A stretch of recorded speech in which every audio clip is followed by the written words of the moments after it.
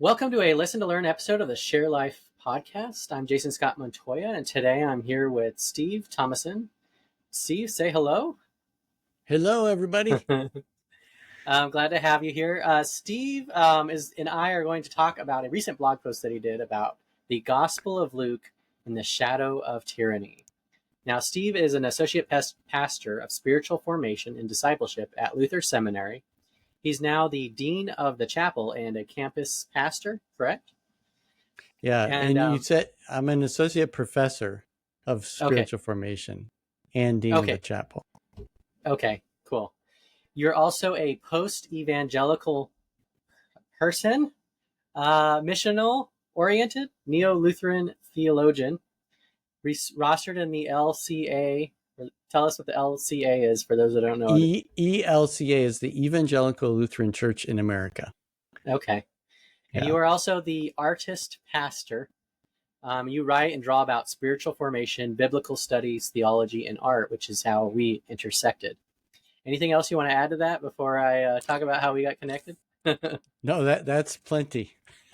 Cool. So years ago, Steve did a video about constructive developmental theory based on the book In Over Our Heads by Robert Keegan, and he did a visual illustration of the main framework of the concept in the book and in a visual way. So when I talk to people about constructive developmental theory, I'll send them that video or something like it because it's such a fascinating idea that's super helpful, but it's also somewhat complex, and your video just does a really great job of simplifying it for those that aren't in that world. But it has to do with just how adults develop psychologically as they get older and go through their life. So that was the first intersection. I think I subscribed to your channel at that point.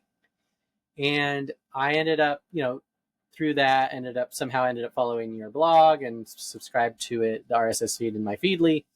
And I ended up, you did another video a bit later, which really talks about how the cross intersects and intervenes as a way to prevent the spiral, the religious and political retaliation spiral that essentially the Bible talks about and that we all participate in. And so we all sort of unravel and lose our minds and lose our ways and hurt each other as humans. And so you did this really interesting video about how the cross intersects with that idea. And then most recently, the thing that stuck out that had me reach out to Steve and say, hey, jump on the podcast with me is he did a blog post about the Gospel of Luke in the Shadow of Tyranny. And today I really want to dive into that specifically and just, talk with Steve about this. So Steve, tell us, what was the origin of this post about, pulling in the Gospel of Luke and how it relates to the Shadow of Tyranny, and what does that even mean? And get us started with how that came about. Yeah. Thanks, Jason. Thanks for inviting me. Yeah. I was so pleasantly surprised, so this post came about because of a couple different things. My work as the art pastor is one of the things that I do is I create visual resources for the lectionaries. So they're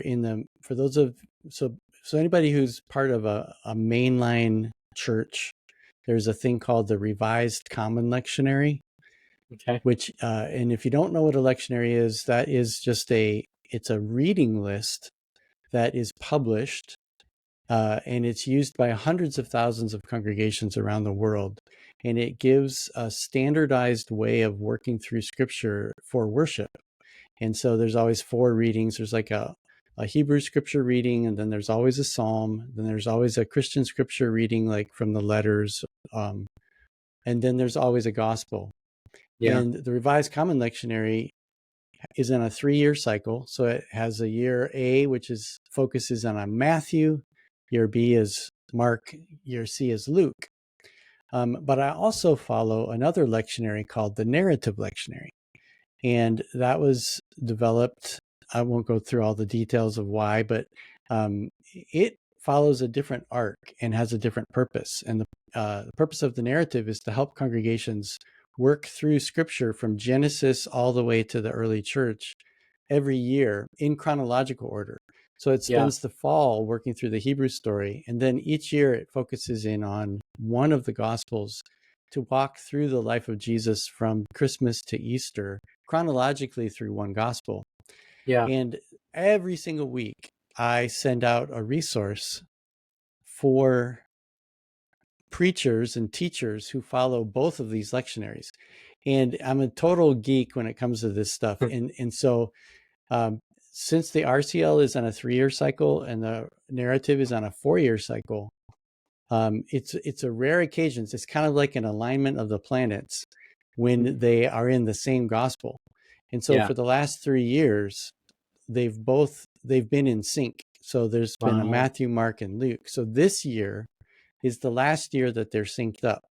So all of that to say, that's why I care about Luke this year, is because I've been soaking in Luke all year because it is the year of Luke in both lectionaries.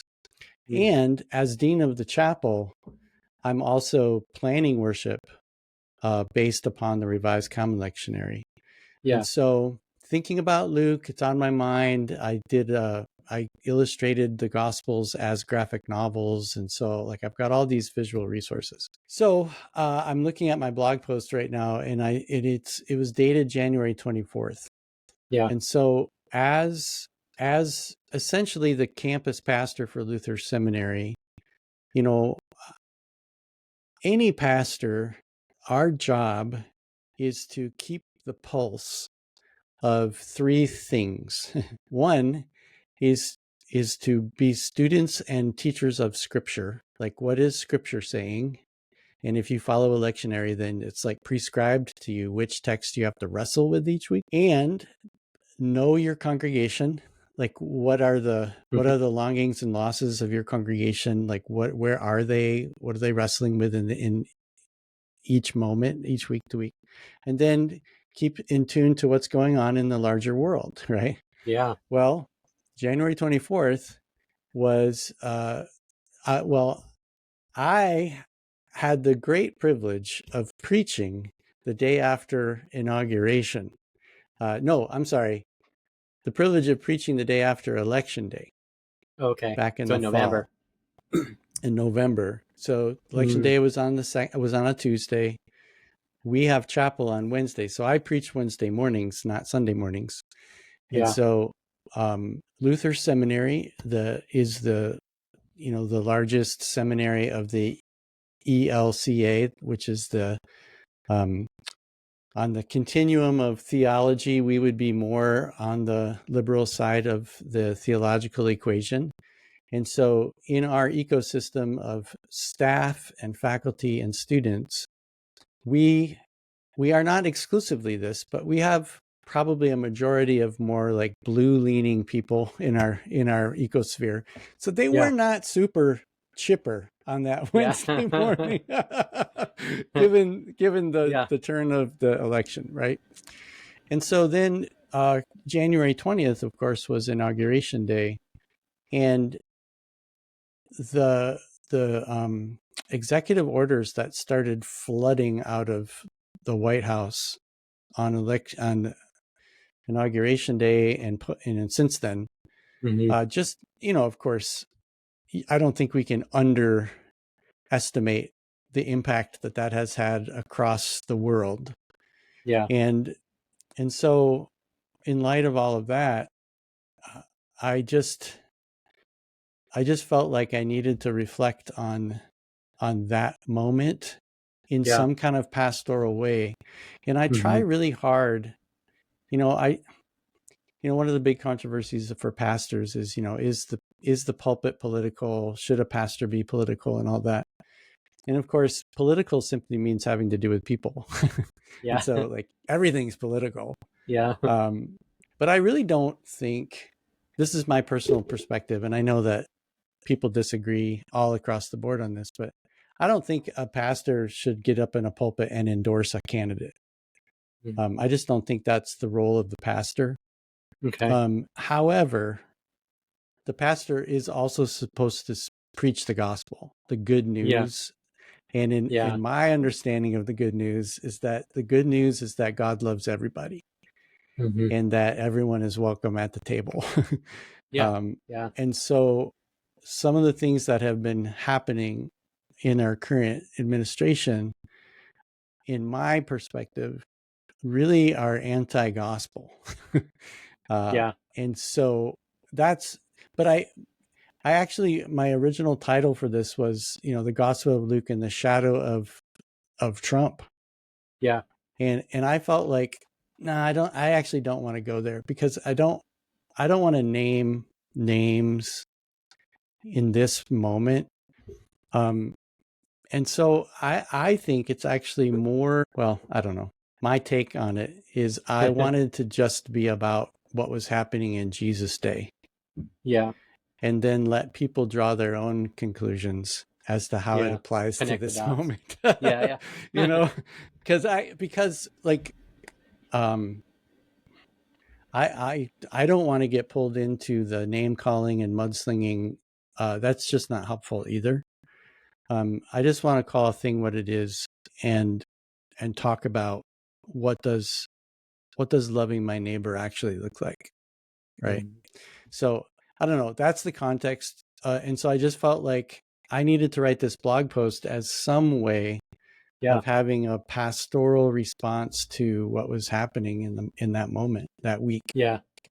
How much of that would you say is, I think most of what you're describing is very much you're trying to meet people where they are based on who is under your reign of influence and authority. But how much of this type of thing is also like for you to help sort it out for yourself? Oh yeah, it's mostly for that. Mostly. Yeah, it's mostly for me just trying to make sense out of it. I mean, Yeah. that's a really good question, because it's not one or the other. It's an even mix. Yeah. As a leader in a as a spiritual leader in a seminary context, and as a pastor. I've been a pastor for 30 years, and I come from an evangelical background and a very conservative background. And so I have a Mm. lot of people in my sphere of influence and my social media network and stuff who are huge Trump supporters, you know, and so I live in that weird tension. And Yeah. I'm not a Democrat. Like I'm if I were anything, I'd probably be independent, and I Yeah. vote for the issues, that kind of thing. So I meet with a spiritual director regularly, and one of the things that we have talked about on my particular call is I feel called to the gaps.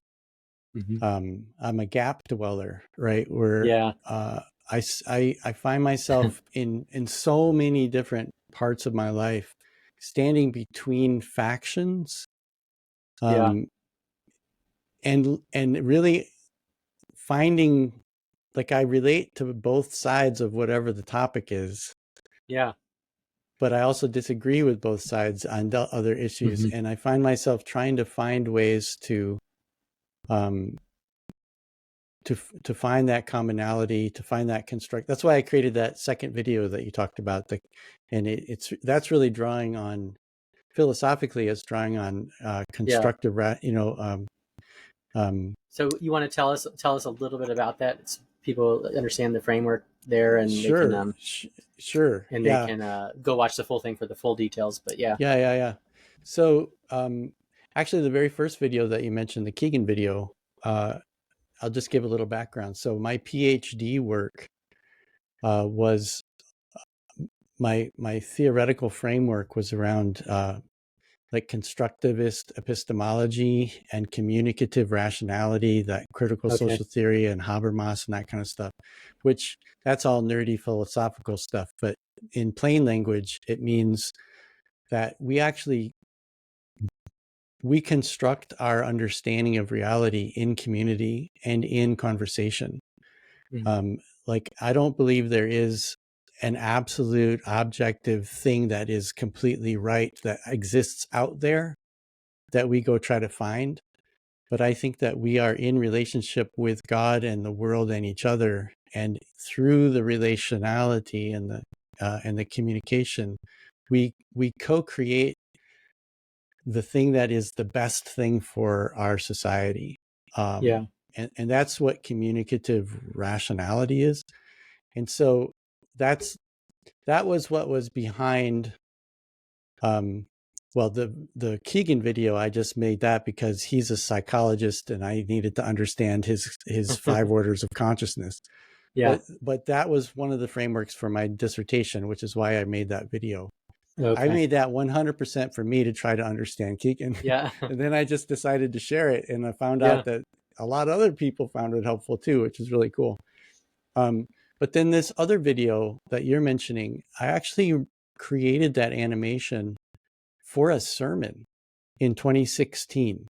And it was actually leading up to, it was in October of 2016 when we were, actually it was in August because we were preaching a series on the Old Testament book of Job, Okay. which was talking about, you know, suffering and like good and evil and where is God and all the complexity of suffering. And also knowing that we were coming towards this heated, that was the Trump-Clinton election. And so the congregation that I was serving was very divided between red and blue, and also divided theologically, because there were some really heated particular theological topics that the church was really divided around. And so I created this video as a way to help my congregation understand that there is a third way, because I actually don't like the term purple when people talk about that we're purple. Yeah. Because, and the whole gist of that video was that when you have 2 opposing ideologies, both of those ideologies exist for a good reason. Like, people don't just randomly say, hey, I want to be a jerk today. I'm going to wake up and do something that makes everybody else suffer. I really don't think that's the motivation for most people. There might be some people that's, Yeah. you know, but like ideological structures exist because everybody wants to survive. Everybody wants, I mean, the natural human instinct is self-protection, right? So like tribal instinct is a natural part of being human. Yeah. And so we naturally construct things that protect our own. Yeah. And rightly so, right? Especially in an ancient world where like there's animals out there that are going to eat your babies and you Yeah. don't want them to, right? So you create tribal protections. And then there's one author that recently talked about how, you know, the tribalism that protected us for most of human history is now the thing that's going to kill us. Because our population has gotten to a point, and pluralization and globalization has gotten to a point where now we've got to get past tribalism and understand that we're one people on one planet. But that's a huge shift when you talk about millennia of history of tribalism. So anyway, you get like 2 opposing ideologies, and they're both valid. And they're both built upon solid, logical reasoning. And the video that I made was within a Christian theology. I mean, we're talking like Christians on Christians, not even like a whole global perspective. Yeah. That 2 sides of every topic, you know, are doing good theology. And that becomes the problem. So the idea of compromise being red and blue becoming purple actually doesn't solve anything, because suddenly you're no longer red or blue. You're a new thing that isn't anything that anybody wanted to start with. And so I think ultimately it's not a helpful image. Yeah. And so this idea of, I build that whole video on one of the main reasons I became a Lutheran theologian is the idea of paradox, and the reality of the complexity and the mystery of reality is deeper than our puny little rationalist minds can conceive of. Like every big question seems to always come to equal and opposite possibilities, both being true. And Yeah. so that in itself leads me to wonder, there's probably some deeper reality that we just can't even conceive of.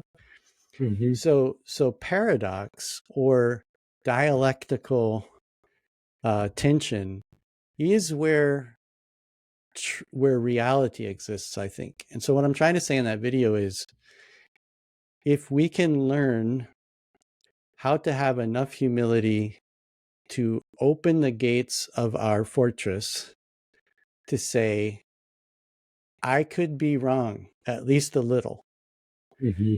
enough to listen to the other side, and the back and forth listening to have enough wisdom and enough compassion for the other side to begin having a dialogue. It's that dialectic, that communicative rationality, that in the video I talk about how that in itself creates like this force field that creates a bridge between the two. Yeah. That is neither solid nor liquid, that is neither color nor non-color. And it's Mm-hmm. in that space that we can actually have a mutual flourishing. So I say all of that in pictures in a short video. Yeah, yeah. I don't know And if what that's kind of, helpful, but yeah, yeah, no, I think that's great. There's so many layers to peel out there, but what kind of reaction did you get to the video? Did you get any kind of response in terms of it helping to accomplish what you're describing? I mean, I really like the idea of the sort of sitting with the tension instead of trying to resolve the tension. That the tension is actually it's to maintain, not to be to resolved, and to sit in that tension. And that tension, I think, what Robert Keegan would say is that tension actually is an opportunity for us to change. It allows us to change, and we want to get rid of it because maybe we don't want to change. right. That, like his third book, Immunity to Change, Yeah, is that resistance or the belief that we can't change. yeah, But Keegan would say you can teach an old dog new tricks. yeah. It's just you got to So unpack all the layers. Yeah, yeah. So your question was, how did people respond to that video? yeah. Did you get any kind of response that and to the video itself? Yeah, so different layers of response. I told you I created that video for a particular sermon, Mm-hmm. for a particular group of people. And so I showed the video during my sermon as like the predominant bulk of the sermon, and then just talked about it. And the people in the congregation really loved it. It felt, because what it does is it honors both sides, Yeah, and because what tends to happen is a preacher will take their own side of a of a debate like this, and kind of use the pulpit as a bully pulpit. And some people, I try not to create an environment where there's winners and losers when you have these kinds of debates.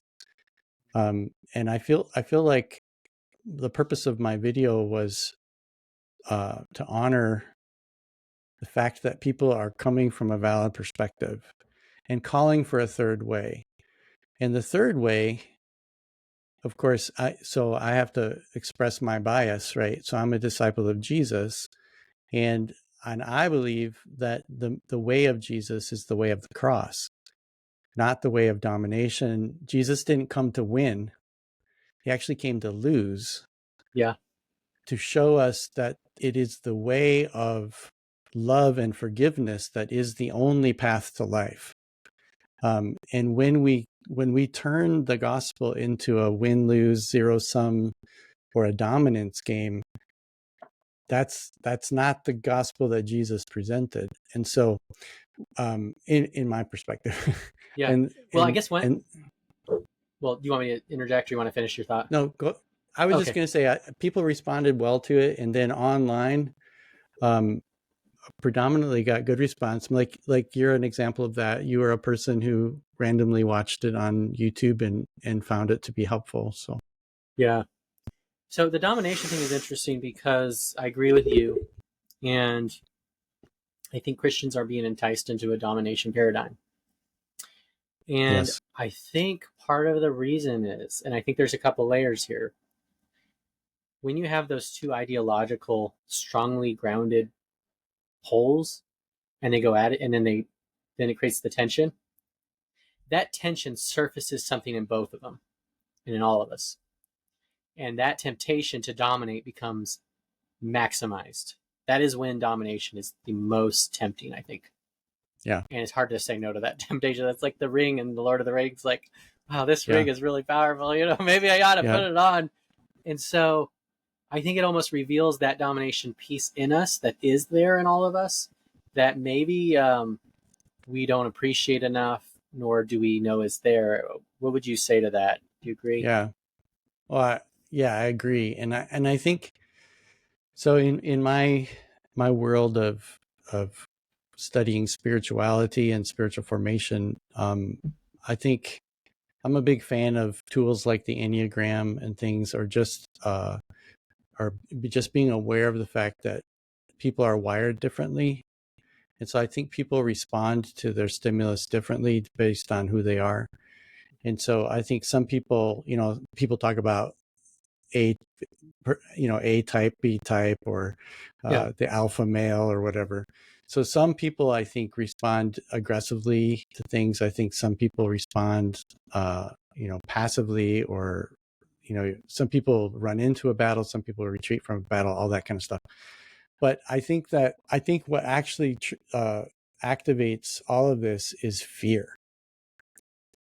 Because, I mean, let's go back to that tribal instinct. If your number one goal is the survival of your tribe, not even your survival of yourself, right? So let's remove the radical individualism that dominates our current moment, right? But just think about, like, most of human history, people's identity was wrapped up in their tribe. And so that's why a warrior would be willing to go out and die in battle, because what matters for them most is that their tribe survives. And so if you become convinced that there is another tribe out there that will that that they desire to eradicate your tribe, Yeah. then first of all, you're afraid, because nobody wants to die, nobody wants to be eradicated. And so that fear, then you're forced with a choice. And so we all do our reptilian regression into the into the spinal, into the brain stem, and be like, fight, flight, freeze, or there's a fourth F that I always forget. But it's a natural response. So you look at a threat and you say, I can take this guy. And so then you fight, Yeah. but if you look at the threat and you go, I'm not strong enough to defend myself, then you start going into, well, maybe if I stay frozen, they won't notice me. Or maybe if I run, I might be faster than them. Yeah. Or maybe I could, like, fawn. That's what it is, fawn. Like, maybe I could convince them to like me. So I'd rather survive as a slave than be eliminated as an enemy, that Oh, kind of okay. thing. And Interesting. so, yeah, so you have all of these different natural responses to a threat. And so, like, to your initial question, with Christians who are tempted into domination, when you have rival ideologies, if you feel, for whatever reason, if that ideology threatens your sense of identity or your sense of correctness, or I think for Christians, what's happening is there is a different understanding of the gospel out there that is threatening your construct of who God is and of what the call of the gospel actually is. And and suddenly that other version of the gospel becomes a false gospel, which is then a threat to Christianity or to the gospel itself. And so that fear kicks in, and then that sense of self-justified, I'm defending God and I'm defending all that is good and right. and which has led to all the violence, of the church over the centuries. The Yeah. Crusades, and all of the horrible things done in the name of Jesus. So I don't know if I answered your question, but Yeah, there's I guess I almost want to add one more layer too. So the fear, like you're describing, it creates a dynamic that then creates these postures and positions that I think what happens is then they hurt each other because people oh hurt yeah, each other in different ways.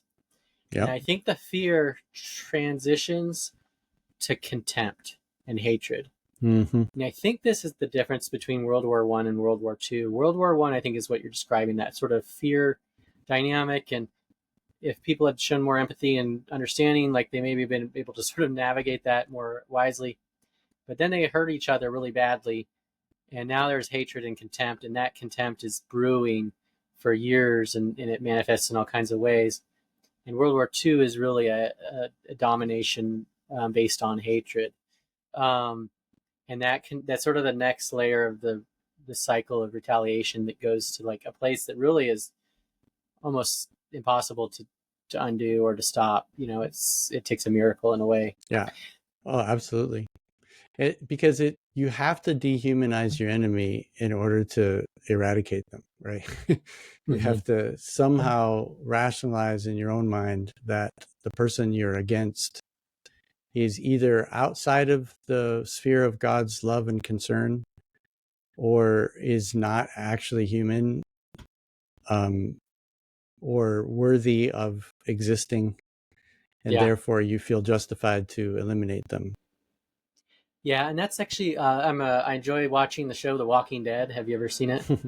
I know of it, but I never watched it. Okay, I'm not really so a big zombie fan. okay, but that it's really the zombies are the backdrop, but it's really what we're talking about. That the show is about. It's these dynamics, and it's really what the people do to each other.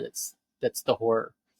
And what you see is kind of because society is unraveled because of this apocalypse.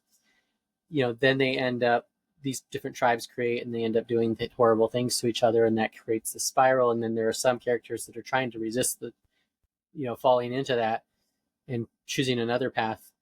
And I think that's when I think about that hatred spiral, think about all the terrible things that could be done to me and my family and my community and my friends. Like worst case scenario, it would just be impossible for me to not want revenge and to retaliate against the people that did that. And like it would take a miracle. And I think that's really where Jesus comes into the scene. Is that's the story of the Passion, which is he enters that moment in that exact way and says there is a miracle, and I am he. And Mm-hmm. so I think that's maybe the core of what you're trying to introduce us to in the shadow of tyranny. Is that correct? Yeah, absolutely. Because um, getting back to the Gospel of Luke, um, I think Luke, all the Gospels do this, but I think Luke, among all four, is the most direct about this, Okay. about how Jesus is trying to. So this particular week that we're in, as we're recording this Yeah. conversation, um, is we're in the season of Lent, and the Lent in the Christian liturgical calendar is capturing the stories of Jesus' life between the Mount of Transfiguration and Jesus' entry into Jerusalem for his final week, which we call Holy Week or the Passion Week. And during in the Gospel of Luke, Luke takes 10 chapters to tell the story of Jesus' journey and all of the teaching that Jesus does during this travel narrative. It's predominantly parables, excuse me, and most of it is in direct conversation with the Pharisees. And so, to put some cultural context around it, I think Jesus loved the Pharisees. And the Pharisees were a group of Jewish leaders who, so I know we can't actually do this, but I try to play the mental game of what it must have been like to be a first century Palestinian Jew, right? Mm-hmm. So here you are, you're a people who have had hundreds of years of oppression, like multiple empires that have occupied your land. and you've spent centuries asking one big theological question. Where is God? Yeah. Why, if we're the chosen ones, if God promised our father Abraham that we would become a great nation and through us all nations would be blessed, in Jesus' day, the question was, why are the Romans on every street corner? Like, and why is the king, Herod, who is on the throne, just in the pocket of Rome and extorting our own people? So you have Herod, who's getting wealthy in the extortion of his own people. He's not even a rightful heir to the throne of David. So every different faction of Jews are asking the question, where is God, and what are we supposed to do? And I think, you can go through and look, the Sadducees had an answer, the Herodians had an answer, the Essenes had an answer, right? The Zealots, their answer was just kill them all, revolt. Yeah. Yeah. And the Pharisees' answer was, we just have to follow the law better. Like, God gave us the law of Moses, and Deuteronomy says, if we follow the law, we will be blessed. And if we don't follow the law, we'll be cursed. And so the Pharisees looked at their country and said, there's so much lawlessness. There are so many people breaking the law, that our job as leaders is to teach the law properly, to expose and expel the sinners. And if we can either get people to follow the law or get the lawbreakers out, then maybe God would bless us and we'd be free of the Romans, right? So again, like, that's a valid point. That's a legitimate understanding of what it meant to be a Jewish leader in that day. Yeah. And so one of the reasons I think Jesus is particularly in conversation with the Pharisees is because he loves them and he loves their passion for God. Yeah. But what he's trying to expose to them is that they're missing the point. Mm-hmm. And because what they were saying is that it's all about the boundaries that define us against you. Like circumcision, dietary practices, all of these things that mark us as Jewish, those things in and of themselves are good, right? But when they focused on the boundary and they said the criteria for God's blessing is for you to be inside the boundaries, and if you're outside the boundaries, which they would call sinner, then you are outside of the promise of God. And so Jesus, so this week we're looking at the parable of the lost things, right? And so in the beginning of chapter 15, Luke tells us that the Pharisees looked at Jesus and said, he welcomes and eats with sinners. And they're like, how can he be a good man? And Jesus is like, I think what Jesus is doing is challenging their definition of what is a sinner. And he's just challenging the boundaries. Yeah. And so I always, here's another theoretical model I bring in, and I'm not unique in this, but Hebert's theories, set theory, where there's a difference between a bounded set and a centered set, right? I'm sure you've heard that many times, but a bounded set is where you focus in on the boundaries that define a group and everything inside the boundaries are identical. But a centered set is a diversity of things can become a set when they're unified on the thing that centers them. And I think that's what Jesus was inviting the Jews to, is because Jesus is trying to expand the scope of the promise of God outside of these rigid boundaries that the Pharisees were trying to protect to the whole world. Like, the Yeah. people that you call sinner, God doesn't see them as a sinner. God sees them as a beloved child, and all are welcome. And what centers us is the cross of Christ and the love of God, right? And seeking towards peace and reconciliation. I don't know, that So that's what I think Luke's trying to do, and also Luke is challenging power, and Yeah. what because he continually talks about he's the king, but he's born in a stable. Uh, you know, in contrast to Matthew's version of the story, Matthew has the wealthy people showing up and giving this baby Jesus all these kingly things, but in Luke's Jesus, he's born in a stable. Common shepherds visit him, and the Holy Spirit is the one who guides him. And so you have this man of the people who is seeking, who touches the leper, who hangs out with the sinners and the outcasts, and just turns power structures upside down and opens up. Another interesting thing about Luke is, like, when you compare the genealogy of Matthew to the genealogy of Luke, Matthew traces Jesus back to Abraham to show that he's a good Jewish man, but Luke traces Jesus to Abraham, but then also back to Adam, because Luke is trying to show us that the promise of God is for everybody, the whole world. Now I'm just preaching. Sorry. So No, you're good. You're good. Keep it going. Yeah, I think that idea of like we're all connected through a common thread, and that thread being the person of Jesus, like that's a really powerful idea that distinguishes like being connected because we're in the same box, Right.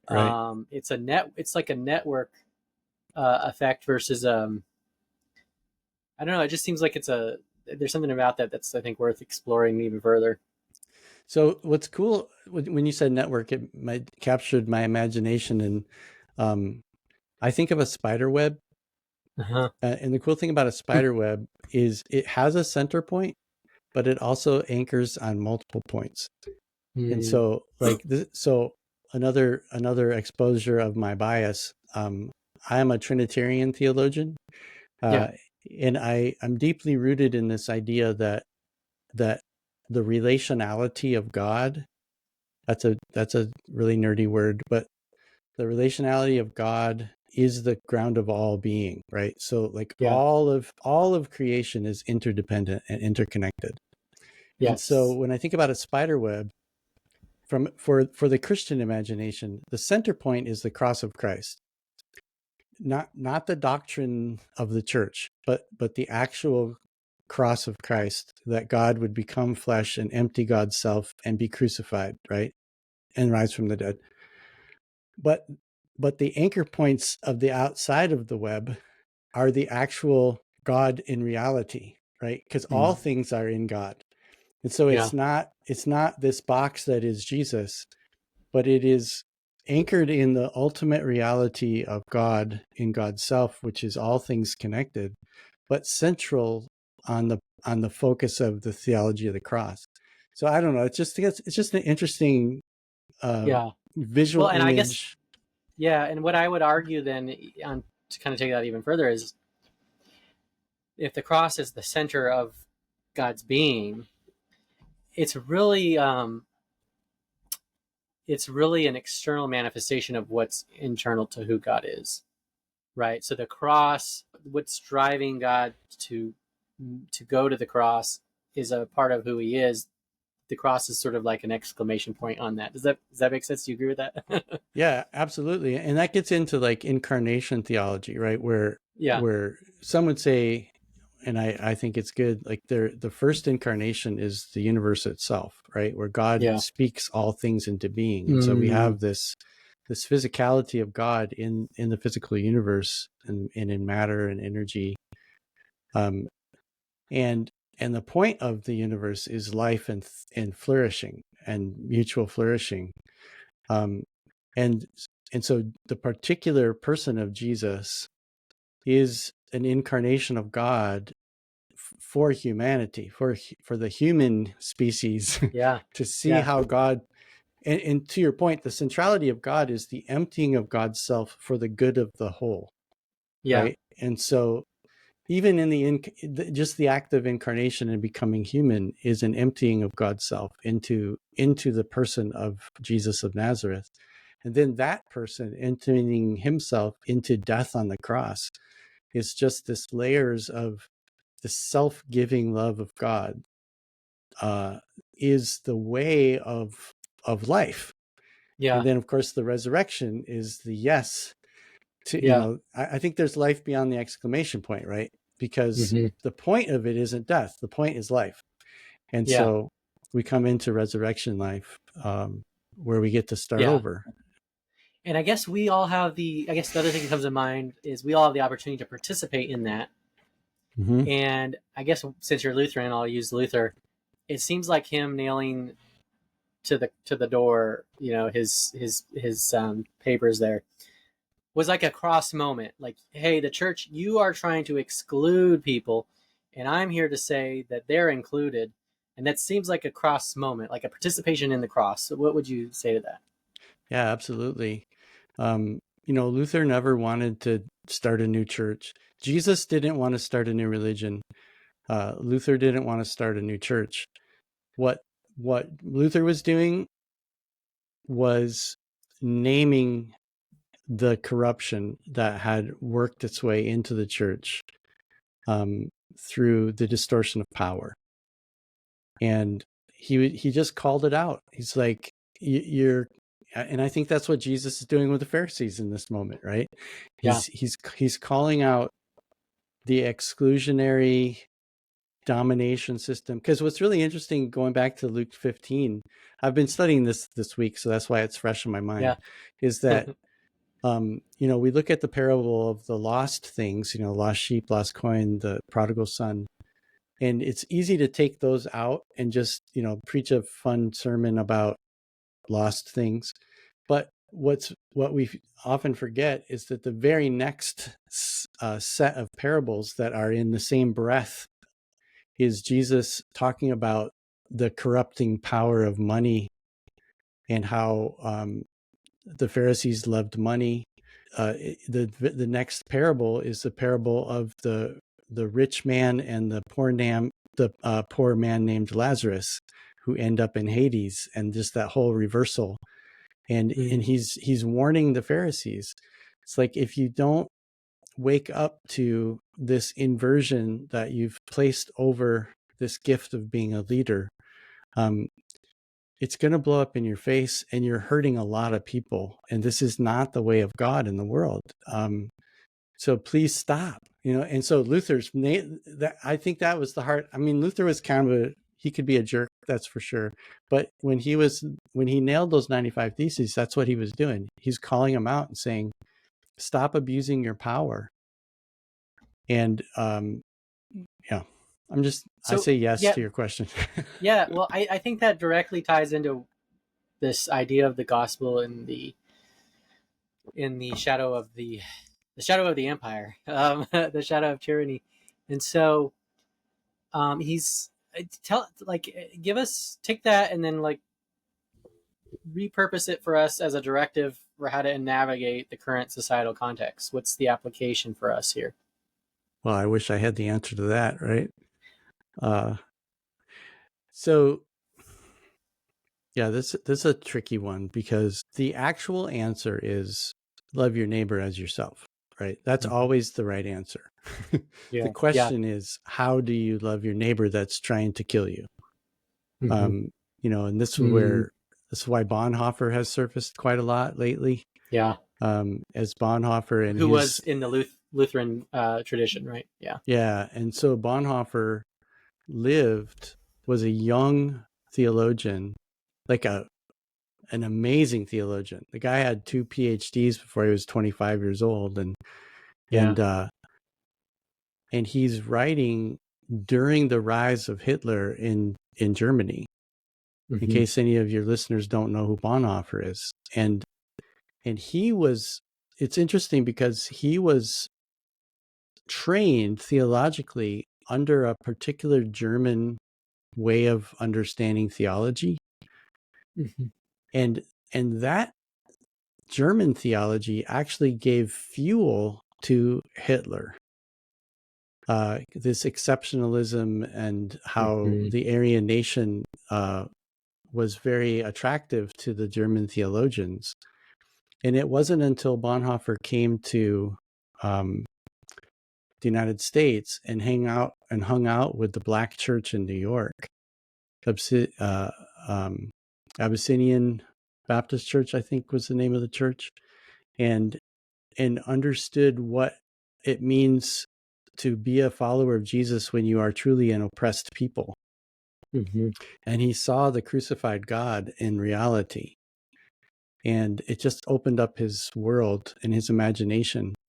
So he could no longer be silent. He could no longer be complicit to this oppressive regime that was rising. So he was willing to go back to Germany and lead the underground church to the point of being willing to die.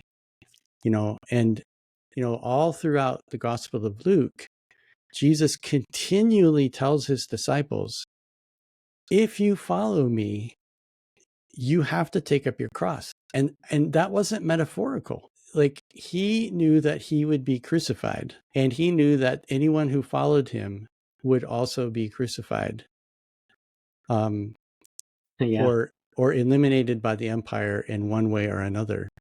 And so whenever you speak the countercultural gospel of Jesus, that is love for all people, domination systems can't tolerate that. Mm-hmm. And they will always seek to silence you. Yep. And sometimes silencing you is canceling you on social media. Sometimes it is freezing you out of an organization. And then in its radical extreme, it's actual like execution. Yeah.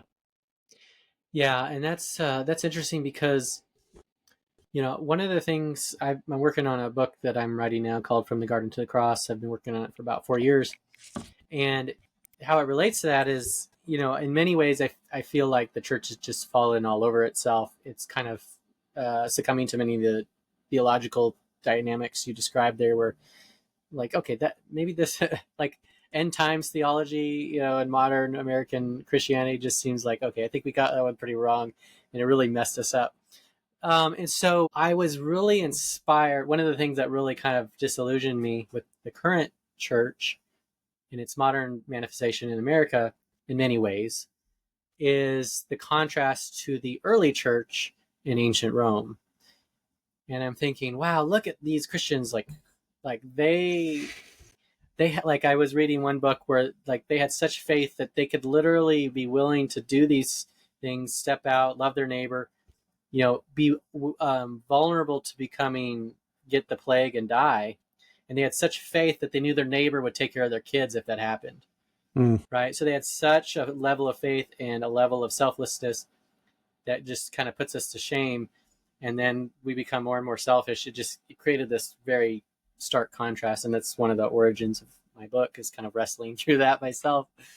And I think, we're the boiling frogs in a way, it seems like. Yeah, I think you froze up there for a second. No, I just stopped. Oh, the Yeah, boiling frog. Yeah, yeah. yeah. When you use that metaphor of the boiling frog, it activates a lot of old messages from when I was a kid. Oh, Very yeah. fundamentalist background. Okay. What was that? Because I was raised on a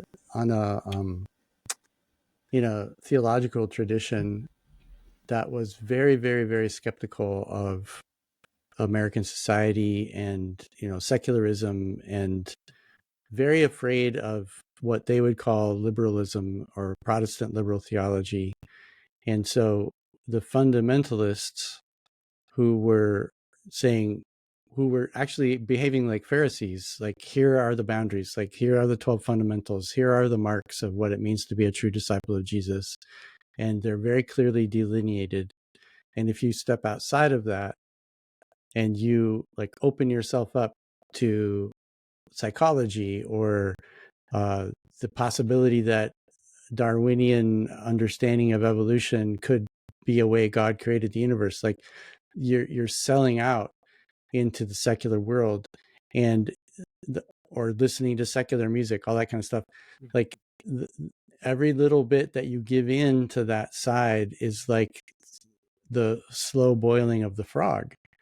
And Yeah. so I was raised in a childhood culture that created a great amount of fear of the outside world. And so that's just what was activated for Yeah. me. And so Yeah. that's why I call myself, I'm among many who grew up in that culture and consider myself a post-evangelical. I'm not an anti-evangelical.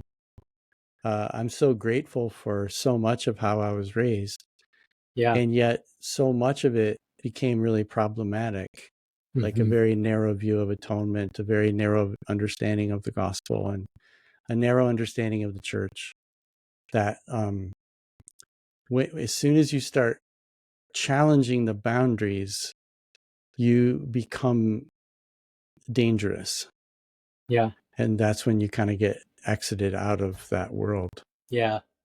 And I think to kind of take what you're describing and kind of flip it, I think what happened is they were so afraid of the secularization, but they had superficial descriptions that they were able to preserve the superficial descriptions, and without realizing it, they became secular in what actually mattered.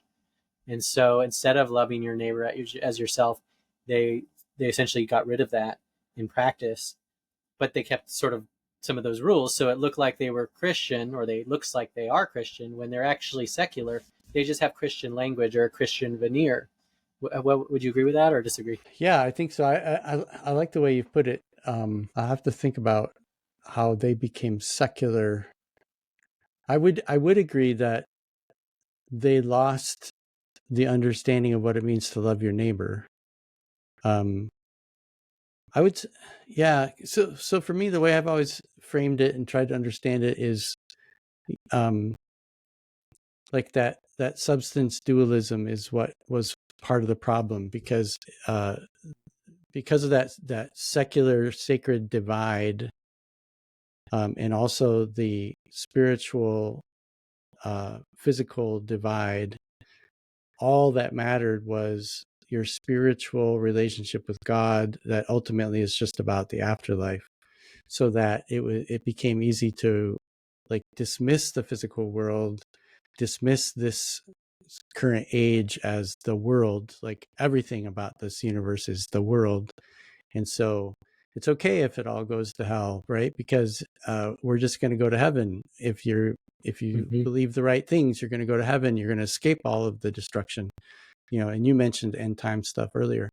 So all of that. So I guess yeah, it is an interesting inversion, because when you separate out love of God from love of neighbor, and you see them as two separate things, and loving God is all you do, but loving God is up here apart from the physical world, then you do actually become secular, in the sense that you're not connected to the actual reality that we live in. So yeah, that's Yeah. interesting. I've never heard it framed exactly that way, but I like it.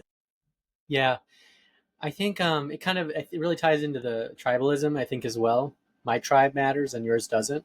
I'm going to Right. dehumanize your tribe, and I'm going to Yep. Yep. defend my tribe. And what Jesus is saying is, like, and like you said earlier, like, I love all of you, and all of our lives matter. And so it kind of goes back to your point of, like, how do you love your neighbor when they're trying to kill you? Well, Jesus says to die for them, like, Yeah. And so forgive them. something's, and forgive them. Yeah. Like, Like, something's wrong nobody here. wants, Like, we're, yeah, nobody wants to yeah. do that. And I don't want to do that, I but don't, there's something there that I have to wrestle with. And I guess, um, do I want to wrestle with it? I think is a big question. Like, do I want to actually reconcile that, or do I want to sort of stick, kind of yeah. not even consider it? That's So, yeah. So what did Jesus mean when he said, if you want to gain your life, you must lose it? mm-hmm. Was that like, was he talking about, if you want to go to heaven when you die, you just die? I, I, maybe, I don't think so though. I think he's talking about what we're talking about, is the idea of the only way to actually win is to lose the game choosing that's to being lose. played, because it's the game that's being played of power, zero sum. That's the problem. And so when you lose the game, now throw systems theories in, right? That's when you throw a wrench in the system. Yeah. Like the game is the bully wants you to fight back. But if you don't fight back to the bully, now what does the bully do? Like that throws a wrench in the system. And I understand that it's way more complex. It's easy for me to sit here in my nice little comfortable house and my suburban world and talk about all these things in theory. But just recently, one of our students, he's from a country that I won't name because I don't want to identify my student, but a country that is experiencing severe persecution. And this student was just saying, just helped me understand the complexity of nonviolent resistance and how when your children are being murdered in the streets, how difficult it is to follow that. So I just want to name, like, it's not an easy conversation. There's no like clear cut right answer to, but I do think it ultimately comes back to wrestling with the question, what does it mean to love my neighbor? One of my professors talked about love is like a stem cell, which I love that metaphor because he said, and he was what did he call it? And his ethical persuasion was responsibilist. He was a responsibilist in his ethics, where it's different than situational ethics, but it's similar, right? So what he would say is the ethical response to any situation is the answer to the question, what does love look like in this context? And so love is like a stem cell, where when you put a stem cell into a context, the stem cell becomes the context that it needs in order to help it. Mm-hmm. And so like loving my neighbor actually looks different depending on the context that I'm in. Yeah. And sometimes you can take the exact same action, and in one context it's loving my neighbor, and in another context it's actually hurting my neighbor. And that's where it's really complicated. And that's where, like, from a spiritual formation perspective, that's where discernment is so necessary. Discerning, like, okay, so what is God actually asking me to do in this moment? Yeah, and that's that kind of personalization. I think is part of why the two ideologies that are anchored, they're anchored in these variables that may be so dramatically different for somebody else that, you know, like you said, you could interact with that same person in the same way you would people in your own tribe, but it actually is harmful, right? Mm-hmm. And so do we care enough to know that, to want to seek that, so that when we interact with those people, we're not hurting them when we don't even know that we're doing that? And I think that's one of the things, you know, just from my own experience too, is like you have to meet different people at different places in different ways. And sometimes that means we might have to grow into something that looks a lot different than what we're used to or how we normally react or handle situations. But this other type of thing, we have to be a different type of person, and that requires change and adaptability. Mm-hmm. And I think that point of like, what does love require of me, is kind of what Andy Stanley says in his book, Irresistible, which is a similar sentiment. And, you know, I might, taking the time, like I've interacted with someone in this way and it kind of unraveled in a way. Okay, how did I drop the ball? What did love require of me, and where did I succeed? Where did I fail? And continuing like to refine myself and let God work that out, so that the next time, you know, I'm a little bit better and I'm, you know, getting a little bit transforming. But it's this dialectic, like you said earlier, but it's in relationship with God. It's in relationship with people. It's not in isolation. Does that make sense? Absolutely. And the key to all of this is the ability to listen. The ability to listen to the other. Okay. Because I can't know what is required of love in a context unless I really understand the context. And I can't understand a context unless I take the time to listen and and learn and know, who is this person? What does this person, to go way back to the idea of paradigm shift, you know, just taking the time to learn a person's context will help you change your paradigm, your understanding of that person, and see that what you perceive through your paradigm, their behavior being maybe inappropriate or wrong behavior, when you take the time to understand their paradigm, you can see why they're doing what they're doing. Now, it might still be inappropriate behavior, it might still be destructive behavior, but you have a better understanding of why they're doing it. So it helps you love them better. Yeah. I think of, just, I would label that as cognitive empathy, which is essentially at least just going through that exercise to understand how they're seeing it, why they're seeing it. And it's important as a Christian to be able to know how to love them. But it does take effort and work, and you end up having to kind of do that with somebody that might be you might have to be the one to go first in a sense. Yeah.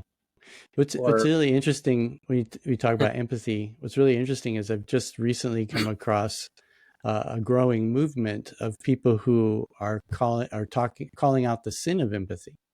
And I'm really curious about that. I want to know more about why some Christians are saying that empathy is actually the problem. I think yeah. I need to understand that more. Yeah. If I've seen that as well, and if I were to, you kind of have to go into each individual to see where the specifics are. But if I were to be the most generous in that, I think what they're trying to say is that our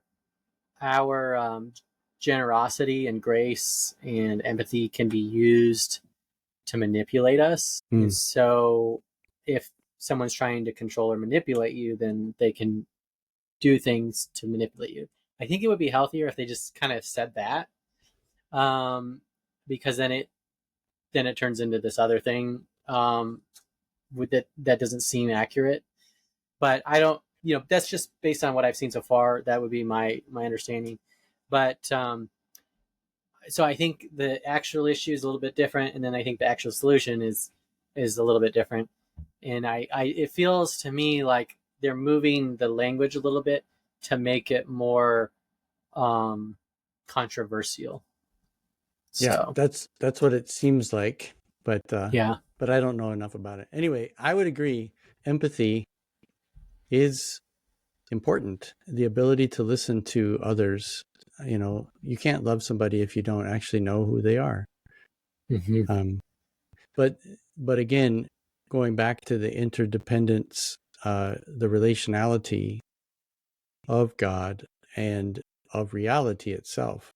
And so when going back to that video of the two, the red and the blue towers, until they're willing to open up the gate, listen to the other side, have the conversation, as tense as the conversation might be, that relationship that's developed. Have you seen the movie or heard of the movie called Best of Enemies? Yeah, well, I have a little bit of a funny story. I have not seen the movie, but I know about the story because, funny enough, so I've done a little bit of movie extra work, and I ended up having when they made the movie, they contacted me to be a stand-in for one of the actors, but I couldn't do it because it was like a 3-month commitment.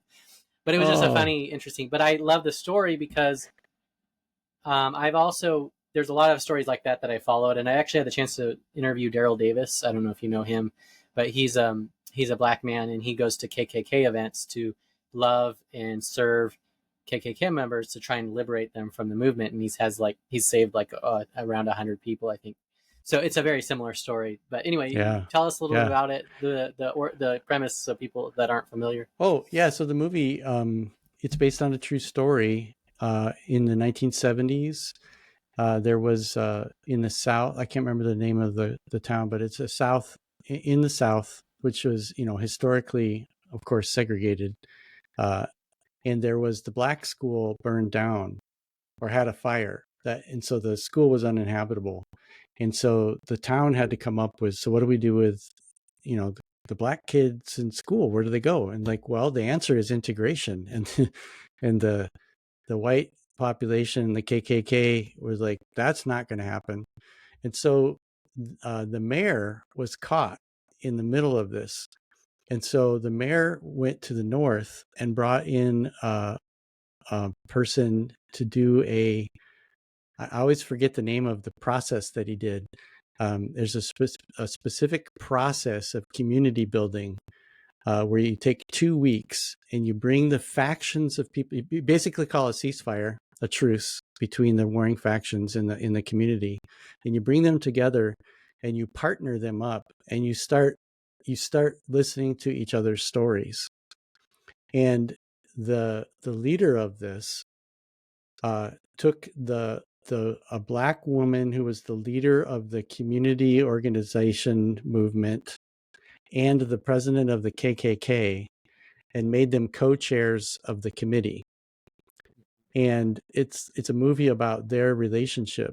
And what happens is that the man, the KKK leader, this is back in the 70s, remember, his son had Down syndrome. And in that moment of our history, Down syndrome children were often institutionalized. And so his son was in an institution, but he didn't want to talk about it. And he felt a lot of shame around it, but he deeply loved his son. And so this woman took the time to get to know this guy and actually went and helped his son. And through her act of generosity and love, this man in the end actually turned on the Klan and didn't vote for segregation and voted for integration, and ended up becoming like excommunicated from the Klan. And it's just a really, really powerful movie. Yeah. And then they ended up touring around the country talking about reconciliation, racial reconciliation. It's a really, really cool story. Yeah. And it's exactly what we're talking about, is how do you love your neighbor who's trying to kill you? Here's an example of it. Here's a little miracle of it.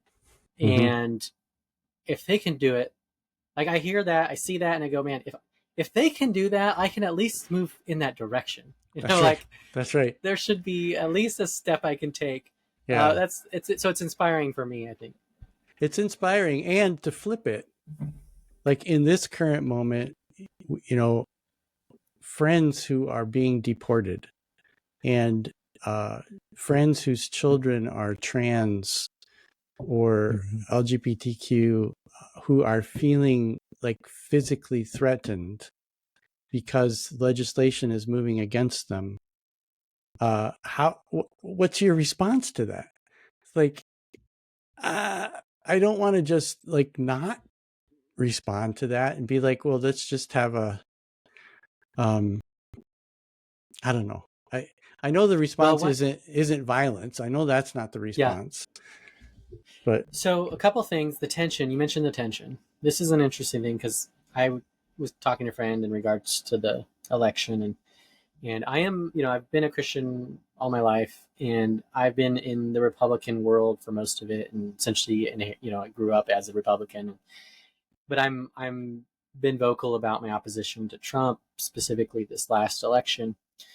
And so it was interesting because, in 2020, I was already kind of there. And so when Biden won, I felt the tension I had felt before kind of relieve.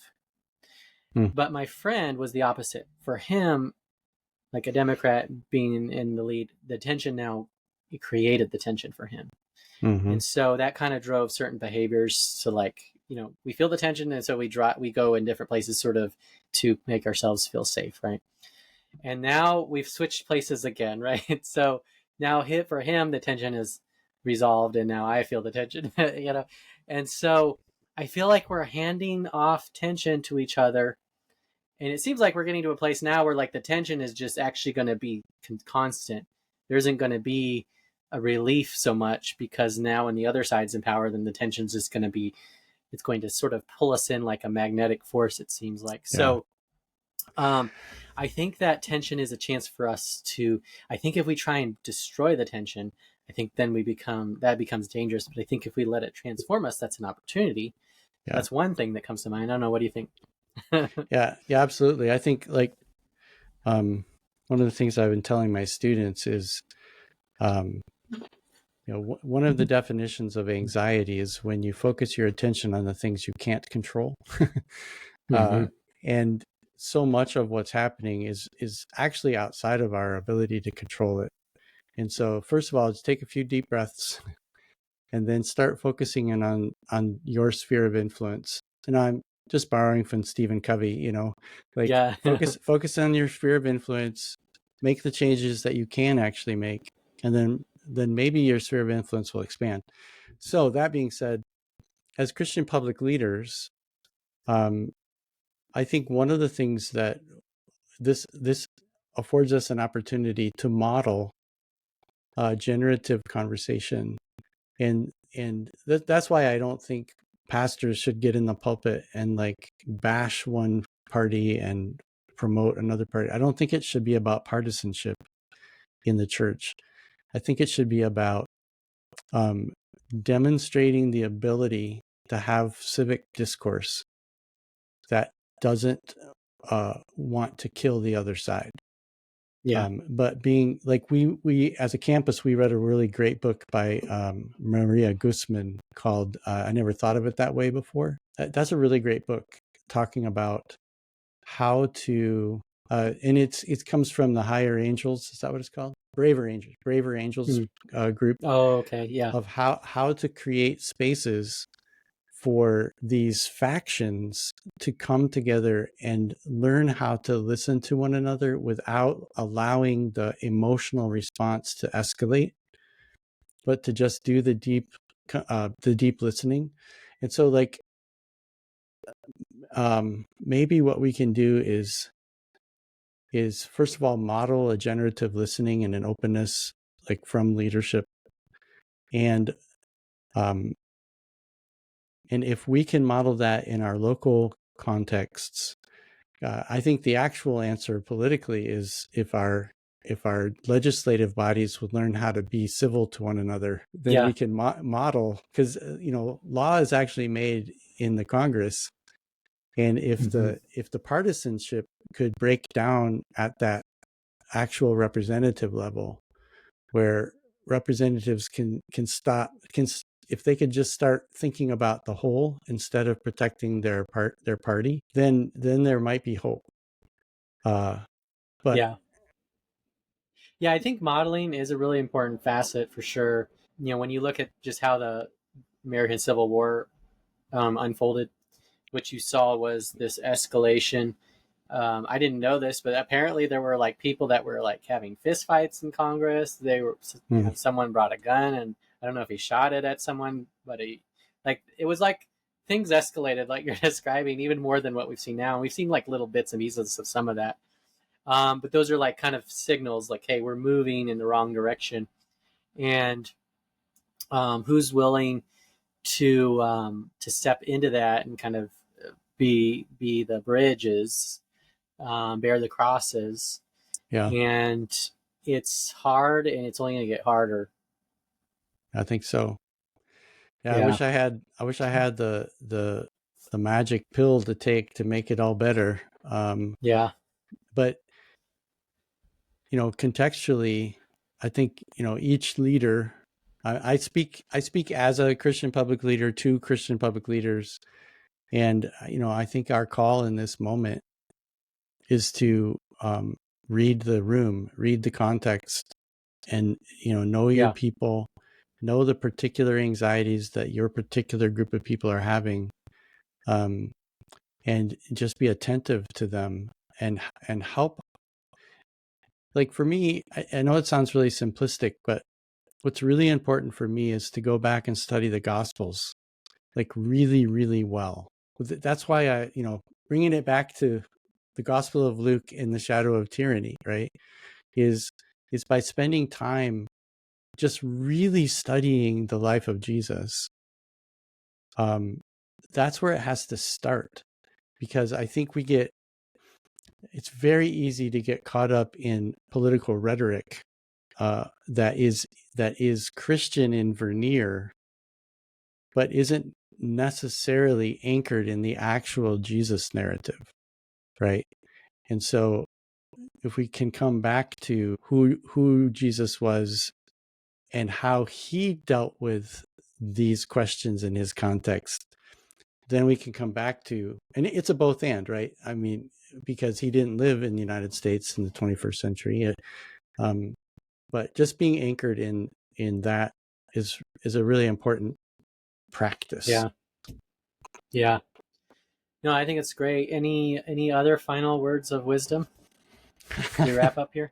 Well, that's assuming we've spoken any words of wisdom at this point. But no, I appreciate the opportunity to chat, and I'm just amazed that one little post out there sparked this conversation on your podcast. So I'm just grateful for the opportunity. I'm just trying to be a disciple of Jesus and trying to lead other people to the cross. So yeah. So tell us about how people can, like, where are you at online? How can they find you? How can they explore your work? Yeah, my self-promotion moment. Yeah. Yeah. Tell us all the URLs and stuff. Yeah. So my screen name or my ministry is called, I call myself the Art Pastor. So if you go to artpastor.com, that will take you to the main landing page for everything. It's also, that's actually a fake URL because it's really two websites. I have stevethomason.com and then I have cartoonistbible.com. And those are the places that you can find all my work, where I like I said, I do the weekly lectionary stuff, that you can subscribe to that. You can subscribe to my blog. You can go to the YouTube channel. And I also have an online network called Art Pastors Network. Like if you want to join, and I do like a weekly text study, exploring spirituality and scripture through visual art and creativity. That's my mission statement. And who's the ideal target for group of people for that platform? Yeah, well, ideally, people who are interested in spirituality and scripture at multiple levels. I mean, the Venn diagram is people who love to geek out over Christian spirituality, who love studying scripture, and who have some form of artistic flair. Now, I'm a visual artist, but it can be any kind of art. And so the fusion of spirituality, scripture, and art, those are the people that would find this to be a fun place to be. And I also cater to Christian public leaders, like pastors and teachers, who are looking to use visual resources in their communication. Okay, cool. All right, well, we'll put a link in the notes, and anyone who's interested can explore that further. And we'll put a link to the other videos that we mentioned and the blog posts that we talked about. And well, thank you, Steve, so much for sharing your life and your story and your insights and everything else with us. Well, thanks so much, Jason. It was an honor to be invited, and I enjoyed our conversation.